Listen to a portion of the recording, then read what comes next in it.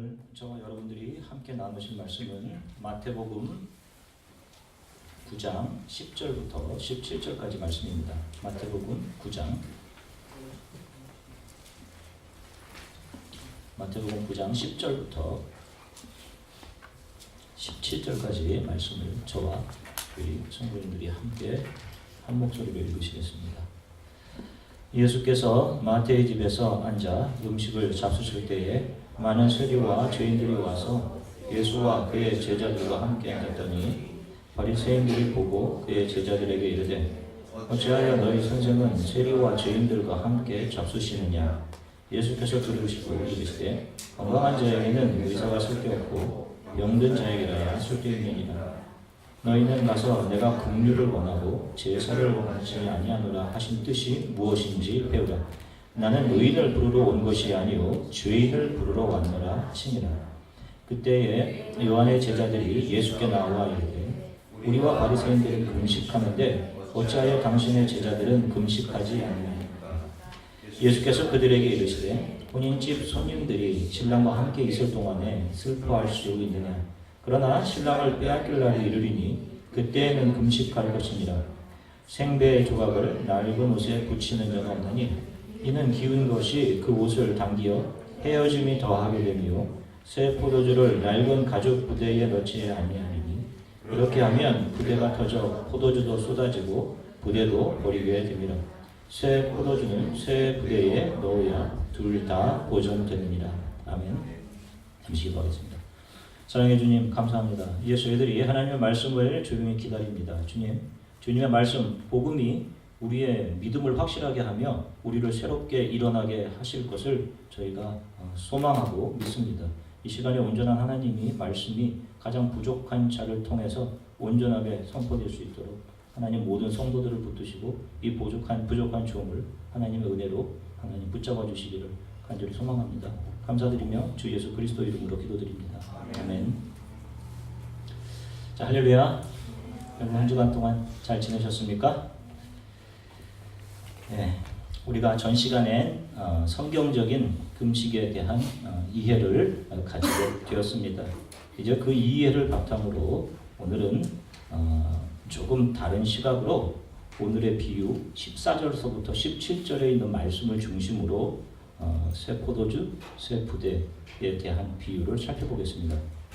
오늘 본문의 비유는 예수님을 모르는 세간의 사람들도 상당히 어떤 자기가 경험한 상황에 따라서 많이 인용하는 그런 비유입니다. 한 해가 가고 새 해가 올 때 새로운 마음가짐과 그런 정신으로 새 해를 시작하자는 의미로 사용되기도 하고, 특히 새 정부 내각이 구성될 때 여당이나 야당에서 자신들이 생각할 때 자신들의 정경과 사뭇 다른 어떤 구 인사를 새 정부에서 영입하려고 할 때 논평을 내면서 새 술은 새 부대에 담아야 한다는 말도 있듯이 하면서 이렇게 그 사람의 적합하지 않음과 그와 비교해서 나와 우리는 좀 더 깨끗한 새 부대라는 사실을 은연중 강조하는 데도 잘 사용되는 그런 비유입니다. 먼저 오늘 비유의 그림들을 먼저 한번 그려 살펴보겠습니다. 오늘 비유의 배경들은 본문 10절을 보시면 잘 나타나 있습니다. 10절을 보시면 예수께서 마태의 집에서 앉아 음식을 잡수실 때에 많은 세리와 죄인들이 와서 예수와 그의 제자들과 함께 앉았더니, 예수님께서 제자, 세리, 유대인들이 그토록 싫어하고 증오했던 마태의 집에서 이제 잔치를 하고 있습니다. 아마 이날은 유대인들이 일주일에 그들의 종교적 규례에 따라서 일주일에 2번씩 금식하는 날 중 하루였음이 분명합니다. 여호와 하나님을 섬기는 모든 유대인들은 그들의 전통에 따라 반드시 이날 하루 종일 금식을 해야 했습니다. 그런데 예수님과 그의 제자들은 유대인들이 가장 싫어했던 사람인 세리, 마태의 집에 들어가 둘러앉아서 그 금식날 음식과 포도주를 즐기고 계셨습니다. 게다가 그 자리에는 율법의 규정에 비추어서 죄인으로 낙인되던 그런 자들이 함께 초대되어서 예수님과 제자들과 함께 음식과 포도주를 즐기고 있던 바로 그런 자리였어요. 그들의 종교적인 전통에 의하면 이런 일은 있을 수도 없는 일이고 여러분 해서는 안 되는 그런 일입니다. 불경건한 일이죠. 그 일을 지금 예수께서 하고 계신 것입니다. 이것이 바리새인은 물론이고 그 종교적인 전통에 젖어 있던 세례 요한의 제자들까지 심히 불편하게 만들었던 것입니다. 자, 보십시오. 지금 한쪽 부류는 얼굴에 근엄한 표정을 하고 신앙의 전통을 따라서 금식을 하고 있습니다. 그런데 이 다른 한편에서는 그 전통을 어기고 심지어는 율법의 규정상 죄인들로 규정된 자들과 함께 모여서 음식과 포도주를 나누면서 기뻐하고 즐거워하고 있습니다. 그리고 그 신앙의 전통을 지키는 한 부류는 먹고 즐기고 있는 편을 향해서 비판하고 정죄하고 있는 그런 형국입니다. 자, 그런데 지금 여기서 문제가 되고 있는 것이 무엇입니까? 금식의 문제입니다. 지난주에 금식에 대해서 구약과 신약을 통해서 우리가 그 금식의 본 의미와 목적에 대해서 살펴보았습니다. 원래 하나님께서 요구하신 금식은 일주일에 2번이 아닙니다. 1년에 단 한 번 유대인의 달력으로 7째 날 티시리월, 현재의 양력 달력으로는 9월과 10월 사이 제10일 날 대제사장이 자신들의 죄를 대신 이스라엘 백성들의 죄를 대신 짊어지고 성막 앞에 있는 물두멍에서 자신의 몸을 씻고 나와서 성소를 지나 지성소로 들어갈 때 백성들은 바깥에서 자신의 죄를 대제사장에게 의탁한 그 채로 바깥에 앉아서 죄로 죽은 자로 자기 자신을 고백하면서 행했던 의식이 바로 금식, 1년에 한 번 대속죄일 날 행하는 행사였습니다. 그런데 시간이 지나면서 인간 안에 있는 이 땅에서 복받아서 잘 살기를 원하는 그 샤머니즘적인 종교성과 자기 자신의 가치를 조금이라도 더 드러내고 자랑하고자 하는 그런 인간의 자기애가 인간 안에 역사 속에서 계속적으로 발현해서 원래 있지도 않은 금식을 스가랴 시대 때는 4번으로 늘려져 있었고 심지어는 예수님 시대에는 일주일에 2번으로 늘려서 그 행위를 계속 잘 하는 자들을 거룩한 자들이라고 구별하고 그것을 지키지 못하는 자들을 거룩하지 않은 자들로 규정해 버린 것입니다. 원래 성경에는 있지도 않은 잣대를 들이대어서 원래 성경에 있지도 않은 거룩이라는 잣대를 자기 스스로 만들어내어서 사람이 인위적으로 자신들의 주관과 욕구에 맞게 첨가시키고 재단된 그 규정의 잣대를 가지고 사람들의 거룩과 거룩하지 않음, 의로움과 의롭지 않음을 구별해 버린 것입니다. 여러분, 이것이 예수 그리스도의 은혜 안에서 발견되지 못한 인간들이 종교라는 옷을 입고 자신의 입맛에 의해서 만들어내는 판단, 비판인 것이에요. 이런 가치관을 가지고 금식을 하던 바리새인과 서기관들 그리고 세례 요한의 제자들이 예수님이 금식날 죄인들과 먹고 마시는 것을 비판하고 비방하고 있는 것입니다. 자, 이때에 예수님께서 그들에게 답하시는 말씀이 바로 이제 오늘 우리가 살펴보는 새 옷, 새 포도주, 새 부대의 비유인 것입니다. 히브리서 9장 10절을 보면 이렇게 말씀합니다. 이런 것은 먹고 마시는 것과 여러 가지 씹는 것과 함께 육체의 예법일 뿐이며 개혁할 때까지 맡겨둔 것이니라. 자, 이런 말씀을 해요. 여기 보면 이런 것이라는 것은 율법을 이야기합니다. 먹고 마시는 것은 금식에 대한 규례를 이야기해요. 구약의 율법과 구약의 예법들이나 금식, 율법의 규정들이 언제까지 사람들에게 맡겨둔 것이다 라고 이야기하냐면 바로 개혁할 때까지, 누군가 와서 그것을 완성할 때까지. 그때가 언제냐면 예수 그리스도가 이 땅에 오실 때까지입니다. 예수 그리스도께서 산상수훈에서 이런 선포를 하십니다. 마태복음 5장 17절에 보시면 예수님께서 이렇게 말씀하셔요. 내가 율법이나 선지자를 폐하러 온 줄로 생각하지 말라. 폐하러 온 것이 아니요 완전하게 하려 함이라. 이런 말씀을 하십니다. 그러니까 아까 살펴본 히브리서 9장 10절의 말씀에 의하면 언제까지 이 구약의 율법이 효력을 발휘하는 거냐면 바로 개혁할 때까지, 율법이 완전해질 때까지, 예수 그리스도가 이 땅에 오실 때까지인 것입니다. 산상설교를 통해 예수님은 율법을 재해석해 주시면서 자기 자신이 이 땅에 오신 이유를 그 율법을 자신의 삶으로 완성해내기 위함이다, 이렇게 말씀하고 계신 거예요. 이 율법을 죄인들과 예수님께서 친구가 되어주심을 통해서, 또 율법의 잣대로 죄인이라고 그 당시에 그렇게 불려졌던 사람들, 거룩하지 못한 자들로 치부받았던 그런 자들을 끌어안으심으로, 그들을 위해 자기 자신을 내어주심으로 율법을 완성해 가시는 것입니다.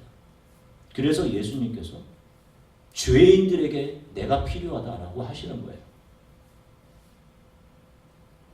그리스도가 오시기 전 율법에 의해 살아가던 구약시대는 이 율법을 지켜내므로 의와 불의를 가려낼 수 있었습니다. 그러나 이제 예수 그리스도가 오신 이후에는 더 이상 그런 율법이나 사람들의 도덕적인 기준이 사람을 의와 불의로 나누는 것이 되지 못해요. 로마서 10장 4절에 보면 그리스도는 모든 믿는 자에게 의를 이루기 위하여 율법의 마침이 되시니라 라고 말씀합니다. 모든 율법은 예수 그리스도까지 그 효력을 발휘해 왔지만 이제는 모든 율법을 자신의 몸으로 지켜내신 그 예수 그리스도의 은혜 안에서 발견되어져서 그 은혜 의존적인 자들이 된 사람들이 예수 그리스도로 인해서 의롭다 여김을 받는 것입니다. 저와 여러분들이 우리 자체가 의로워서가 아니라 바로 예수 그리스도가 이루신 그 의를 믿음으로 우리가 의롭다 여김을 받는 거예요. 구약시대에는 율법을 지킴으로 선한 사람으로 인정받았고 실존하는 이 세상 속에서 그 율법 지킴에 상응하는 복을 받았어요. 이것이 구약시대, 다시 말하면 오늘 본문의 비유에 의하면 낡은 옷, 낡은 부대인 것입니다. 그러나 신약은 예수 그리스도의 은혜가 부어져서 그 긍휼히 여기심과 은혜로 다시 살아 자기 자신도 율법의 완성이신 예수 그리스도와 같은 삶의 자취로 살아가는 그런 시대인 거예요. 그래서 예수 그리스도를 따르는, 예수 그리스도를 주로 고백하는 거듭난 자들에게는 예수 그리스도의 삶의 자취가 그의 삶에 남아있게 되는 것입니다. 우리의 도덕적인 품성, 세상에서의 높낮이와 상관없이 어느 누구나 그 은혜 안에서 거듭나 하나님의 자녀로 입양될 수 있는 권리가 은혜로 주어진 것입니다. 그래서 구약과 신약에서 사람을 보는 눈 관점이 완전히 다른 것이에요. 그래서 사도 바울도 고린도후서 5장 16절에서 자신이 이렇게 이야기합니다. 그러므로 우리가 이제부터는 어떤 사람도 육신을 따라 알지 아니하노라. 이렇게 봐요. 여러분 아시죠? 스테반 집사님이 죽을 때 그 스테반 집사가 죽은 그 증거, 그 옷을 바울이라고 하는 젊은 앞에 놓습니다. 그리고 사도행전 8장 1절을 보면 바울은 이 스테반이 분명히 죽을 가치가 있다, 죽을 짓을 했다, 이런 생각을 한단 말입니다. 율법의 기준으로 보니까 이 사람은 죽을 사람으로 본 것입니다. 그런 사도 바울이 무엇이라고 얘기하냐면 예수 그리스도의 은혜 안에 발견되어진 이후에는 이제부터는 내가 어떤 사람도 그 사람의 겉모습, 겉으로 드러난 모습을 따라 그 사람을 판단하지 아니하겠다라는 이야기를 하는 것입니다. 그래서 예수께서 지금 율법의 기준으로, 도덕적인 기준으로는 자격 미달, 저 사람은 죄인, 저 사람은 형편없는 자, 이런 악인들과 세리, 죄인들과 함께 친구가 되셔서 그들과 함께 금식의 날 함께 음식과 포도주를 함께 나누고 계신 것이에요. 그리고는 너희들 스스로의 눈으로 볼 때는 죄인이고 거룩하지 못한 자들이고 악한 자들일 줄을 모르지만 이들은 모두가 나의 사랑하는 친구요, 나의 사랑하는 예수 하나님 안에 있는 자녀다라는 이야기를 하시는 거예요. 그 자리에서 선포하고 계시는 것입니다. 여기에 복음이 있는 거예요. 내 모습이 어떠하든지 세상 사람들이 나를 어떻게 생각하든지 여러분 거듭난 크리스찬들에게 그런 것은 의미가 없습니다. 내가 주 예수의 은혜 안에 있으면 그 사람은 예수님과 더불어 영원한 구원으로 초대받아서 그분과 함께 동행하는 삶을 살아가고 있는 중인 것입니다. 그분이 옳다 하시고 정의롭다 하시는데 내가 정의롭지 않다라고 하는 것이 고집이고 묵은 것이고 죄인이고 옛 부대인 것이에요. 이제는 우리가 무엇을 해서 하나님으로부터 복이나 상을 받고 우리가 무엇을 잘못해서 하나님으로부터 직결 심판을 받고 하는 그런 것이 아니에요. 오히려 더 못되고 악하고 세상 사람들이 야, 저 사람 어떻게 저렇게 살아갈 수 있나? 그렇게 부족하다 하는 그런 자들, 연약한 자들이 예수 그리스도 앞에 나와서 그 발 앞에 무릎 꿇고 자신들의 죄와 부족함과 쉽게 고쳐지지 않은 성품들, 자꾸 넘어지는 그런 것들로 인해 두려워하고 애통할 때 예수 그리스도는 그런 자들을 더 긍휼히 여기시고 사랑하시며 위로하시는 것입니다. 그리고 안아주시는 것이에요. 그러나 자기 스스로 거룩한 자라 칭하며 수십 년, 수년의 종교 생활, 관습을 입고 옷으로 입고 자기 스스로 정의와 거룩의 기준을 가지고 다른 사람들을 판단하는 그 판단의 옷을 벗지 못하고 여전히 입고 있는 자들은 지난 시간에 살펴본 바와 같이 주님으로부터 어두운 데로 내어 쫓김을 당하게 되는 것입니다. 무사람들은 그렇게 생각합니다. 우리가 세상적으로 잘되고 이 세상에서 좀 더 훌륭한 모습, 그런 위치에 올라가야 그것이 하나님께 영광이 되는 것이다. 이런 이야기를 합니다. 그래서 모든 크리스찬들이 이 세상의 사람들보다 더 높은 지위에 올라가고 더 좋은 것들을 누리는 자리로 가야 된다. 이런 이야기를 합니다. 그래서 높은 집, 좋은 지위, 많은 부, 물질, 더 좋은 학벌, 이것이 하나님께 영광이 된다고 생각해요. 그래서 모든 노력과 시간을 여기에 쏟아붓습니다. 인생의 수많은 시간을.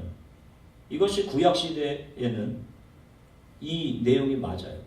이게 구약의 시대에는 적용이 됩니다. 그런데 여러분, 이런 생각을 예수님께서는 헌 무대이고 이것이 헌 옷이다, 이 말씀을 하시는 거예요. 그래서 예수님께서 율법을 개정하고 완성하시는 설교, 산상설교에서 선포하시지 않습니까? 심령이 가난한 자가 복이 있다. 그리고 천국이 바로 이런 자들의 것이다. 이런 얘기를 하셔요. 심령이 가난한 것과 겉으로 드러난 가난과는 다르지 않습니까? 이 얘기하시는 분들이 있어요. 여러분, 심령이 가난하는 것은 이 세상의 힘이나 물질, 부자됨, 잘됨의 마음을 두고 이 신앙의 여정을 지나가는 것이 아니라 내가 사는 것이 이 세상의 떡으로 사는 것이 아니요 오직 하나님의 은혜만을 붙들고 사는 것입니다. 라고 하며 이 세상의 영광을 버리는 자들이에요. 이게 심령의 가난입니다. 나는 질그릇입니다. 나는 흙그릇입니다. 이 고백을 하는 자들이 심령이 가난한 자들인 것입니다. 예수님이 오셔서 선포하고 계신 것이 이거예요. 천국이 바로 이런 자들의 것이다 라는 것입니다. 이런 자들이 이 땅에서 무엇을 구하겠어요? 더 많은 부를 구하면서 가겠습니까? 신약시대에는 이 예수 그리스도의 은혜를 발견한 자들이 율법을 지켜서 부요하게 되고 영광이 되는 삶을 사는 것과는 정반대로 내가 그토록 원하던 이 세상의 영광들과 부요함들을 버리고 스스로 낮아져서 자기를 부인하고 가난하게 되어 고난의 길을 가게 된다는 말입니다. 왜? 이것이 예수 그리스도의 십자가가 만들어내는 삶이기 때문에 그래요. 하나님의 은혜가 사람을 자기 부인하게 만들고 자기 십자가를 지고 예수 그리스도를 따르게 만들기 때문에 그렇습니다. 이 허탄한 세상에 마음과 눈을 빼앗기지 않고 이 세상에 대해서 내가 소경이 되어서 이 세상을 지나가게 해 주십시오 라고 한단 말이에요. 이 은혜 안에서 발견된 자들이 다 한결같이 이런 길을 걸어갔습니다. 예수님의 제자들, 초대교회 교부들, 우리의 신앙에 진실했던 선배들의 모습들, 그들의 인생의 종족과 자치들을 여러분 한번 더듬어 살펴보십시오. 부가 주어졌어도 한결같이 그 부를 하나님 나라의 초대장을 전달하는 일에 다 사용했습니다. 그리고 그들은 자기들에게 주어진 시간과 공간 속에서 스스로 가난해졌어요. 뭐가 되는 것이 목적 영광이 아니라 자신의 모든 것을 다 소진하고 이 신앙의 길을 달려갔습니다. 그러면 이게 하나님께 영광이 안 되는 것입니까? 천국의 영광은 바로 이런 길을 간 자들의 것이다 라는 것을 예수님께서 산상수훈의 설교 통해 이야기하고 계신 거예요. 하나님이신 예수 그리스도가 이 땅에 오셔서 자신의 모든 것을 십자가에서 내어주신 이후 이제 세상은 이 십자가 은혜의 원리로 움직입니다. 이 시대를 우리는 신약의 시대, 은혜의 시대라고 이야기를 해요. 이 은혜를 발견한 자들이 사랑하던 세상의 가치를 버리고 예수님과 같이 자기 십자가를 지고 이 좁은 길을 인내하며 수고하며 걸어가게 되는 것입니다. 하나님께 영광 돌린다는 것은 더 이상 내 겉으로 드러나는 어떤 영광, 세상 사람들이 부러워하는 지위를 통해서 올려지는 게 아니에요. 내가 훌륭하게 되어 하나님께 영광이 되게 하소서. 여러분, 이 안에는 내가 세상 사람들에게 자랑되고 싶은 나에 대한 프라이드, 자랑이 그 안에 들어있는 겁니다. 솔직하게 살펴보세요. 누가 여기서 나는 아닙니다라고 할 수 있어요? 이것이 예쁘대인 것입니다. 예수가 오신 이후 그분이 갈보리에서 우리를 위해 쏟아주신 십자가의 그 사랑을 발견한 자들은 나는 죄인입니다. 내가 스스로 하나님 되어 살아가고 있었습니다. 이제 내가 사는 것은 오직 하나님의 은혜로만 삽니다. 나를 사랑하사 자신의 몸을 내어주신 주 예수를 믿는 믿음으로만 삽니다. 라는 고백을 하며 살아가게 되는 것이고요. 이 매일의 이 고백이 하나님께 영광 돌리게 되는 거예요. 이것이 하나님께 영광이 되는 거예요. 그런데 사람들은 매일매일에서의 이 고백과 이 고백의 증거인 자기 부인은 뒤로 하고 내가 무엇이 되어야만 하나님께 영광이 돌아가는 줄 알고 종교적인 형식들을 지키고 무엇이 되는 데만 초점을 맞추고 자신들의 인생의 영광을 향해서 인생의 시간과 에너지를 소비하며 살아갑니다. 그런 것은 자기의, 자기 영광을 챙기는 것이고 자기 사랑의 실현일 뿐이지 하나님께 영광 돌리는 삶이 아닌 것입니다. 내가 무엇이 되는 것은요, 나는 흙그릇입니다 라는 고백을 하는 것이 이 은혜 시대 속에 살아가는 사람들의 고백인 거예요. 나는 흙그릇인데 이 안에 보화인 예수 그리스도를 담아가지고 살아가고 있습니다. 내가 영화로워 보이는 것이 아니라 내 안에 예수가 존귀해 보이는 삶을 살기 원합니다 하는 것이 이 은혜의 시대를 살아가는 저와 여러분들의 성도의 마음, 가짐, 자세일 것입니다. 이 교회 안에서 사람을 자꾸만 드러나 보이는 모습으로 판단하고 비판해서는 안 될 것입니다. 세상의 방식으로 교회를 세워가려 해서도 안 됩니다. 내 눈에 부족한 것이 보인다고 해서 그것이 하나님의 눈에도 부족해 보일 거라는 생각을 하시면 안 돼요. 교회는 그런 부족한 모습이 보일 때마다 그 부족한 모습에 나의 의롭고 정의롭다고 생각하는 그 판단을 찢어서 그 예쁘대를 찢어서 예수께서 나에게 입혀주시는 새 옷, 긍휼과 은혜로 말없이 그 부족함을 덮고 감싸 안을 수 있어야 하는 곳입니다. 예수님께서 새 포도주, 바로 주의 은혜로 흘려주신 그 긍휼의 보혈을 내 종교적인 습관과 내 스스로가 만들어낸 정이라는 부대에 담으려고 해서는 안 되는 것이에요. 그 나의 옛 부대는 찢어져야 합니다. 하나님의 은혜로 철저히 그것이 회개되고 찢어져야 돼요. 그리고 나의 모든 판단과 비판, 나의 옛사람은 죽고 예수의 은혜로 살아서 다른 사람을 드러난 모습으로 보지 않고 예수 그리스도의 은혜와 긍휼로 품어내는 그 예수 그리스도의 심령을 가지고 살아가야 하는 것입니다.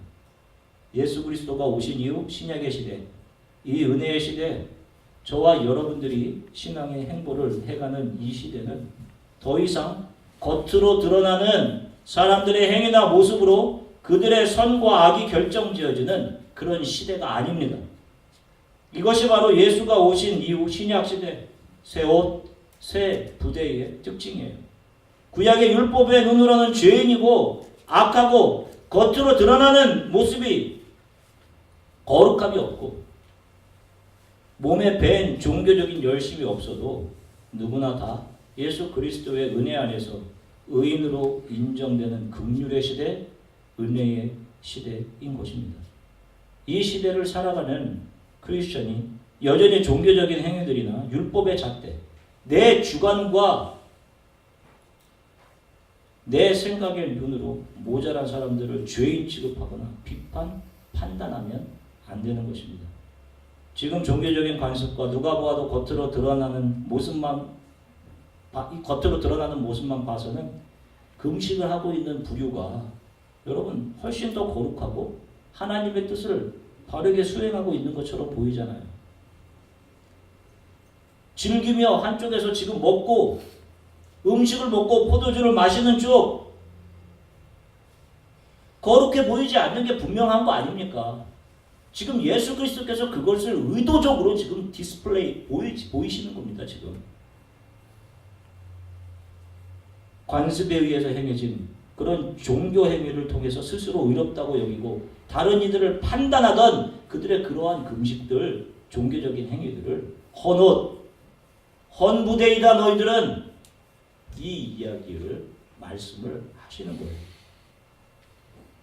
창조자 하나님을 거부하고 죄악 속에서 소경된 상태로 인생을 살아가는 모든 죄인들을 위해 은혜로 흘려주신 예수 그리스도의 보혈, 그 새 포도주, 그것이 더 이상 율법에 의해 선과 악으로 규정되는 그 구약을 벗어나서 이제 예수님 이후로 열려지는 이 은혜의 시대에 새로운 부대에 은혜로 판단되어지는 이 시대에 부어지게 되었습니다.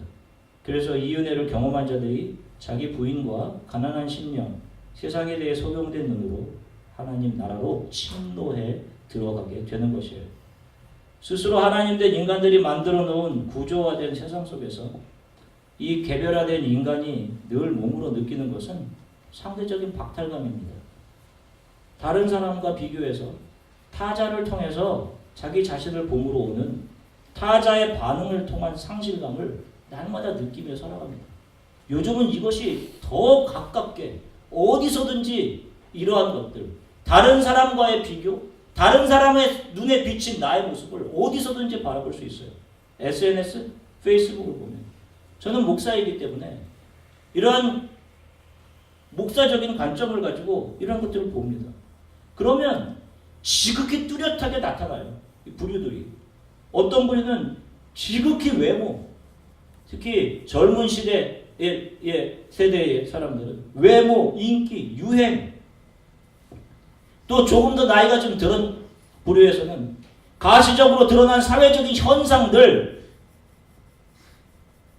어쩌면 이렇게 다른 사람이 나를 어떻게 보아주는지에 대해서 이런 모든 관심들을 집중하며 살아가는 내 실존을 타자의 주관과 판단이라는 것에 박탈당한 채 스스로의 가치를 타자의 눈이라는 감옥 속으로 밀어넣고 그 안에서 고립되어서 내 실존의 가치를 잃어버리고 고독하다 생각하며 살아간단 말이에요.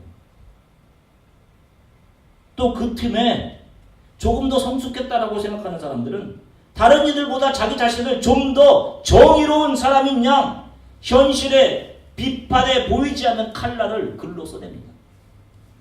그리고 그들이 포스팅하는 그 포스팅들과 관심사들을 보면서 제 마음은 그 속에서 질식할 것과 같은 그들이 느끼는 포비아와 더불어서 자신의 정의감을 챙기는 모래성 같은 우월감들을 그런 SNS를 통해서 동시에 느낍니다. 본인은 모를 수 있지만 분명 그 안에서 자신 스스로 느끼는 스트레스와 상실감, 분노감들이 요동칠 거예요. 여러분 아시죠? 이것이 하나님을 떠난 인간들, 아담이 범죄 후 가지게 된 감정입니다. 타인에 의해 보여진 자신에 대한 벌거벗음의 인식과 치욕과 상실감. 보여지는 것을 가치 있는 것으로 여기게 된 것, 바로 범죄한 인간이 가지게 된 시각입니다. 그리고 이 시각이 소경되어지고 하나님 나라의 소망으로 다시 눈뜨는 것이 거듭남입니다.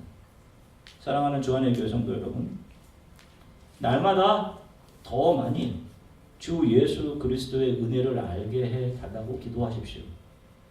그 은혜를 알지 못하면 우리는 여전히 이 세상이 주는 것들로 우리가 살아갈 수 있다라고 착각하고 이 세상에서 나의 영광을 세우고 나를 지극히 사랑하며 나의 족적을 남기는데 모든 시간을 소비하게 됩니다. 이것은 헛무대예요. 이것은 예수 그리스도가 모든 인간의 죄를 위해 흘려주신 그 보혈과 하나님의 자비하심과 긍휼과 사랑을 담아낼 수 없는 것들입니다.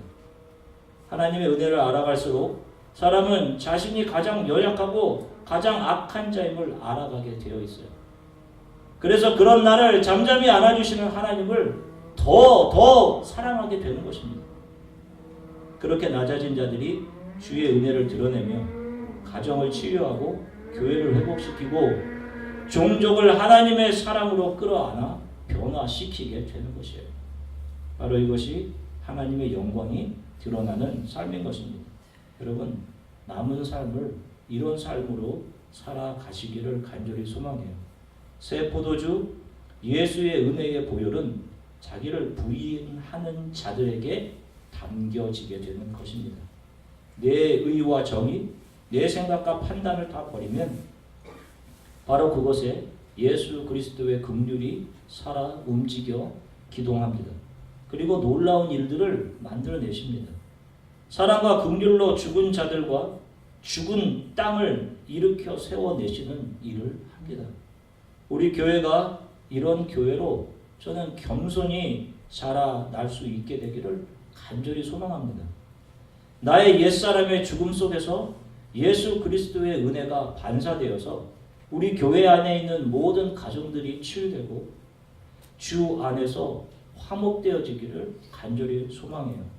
그리고 나를 지금 이 공간과 시간대에 살아가게 하시는 하나님의 영광이 나의 자기 부인과 십자가를 짐으로 내게 허락된 시간대와 살아 움직이는 삶의 공간을 그분의 은혜와 자비로 가득 채워 가시기를 주 예수 그리스도의 이름으로 간절히 축원드립니다.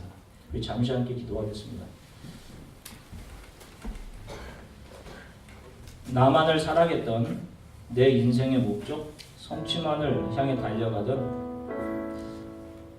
나의 옛부대, 이것이 먼저 찢어져야지 예수 그리스도의 보혈과 사랑의 은혜를 담아낼 수 있습니다. 여러분, 우리가 바삐 움직이는 그 인생의 목적, 성취들, 이런 것이 여전히 우리 안에 남아있으면 하나님의 은혜는 내 안에 아무것도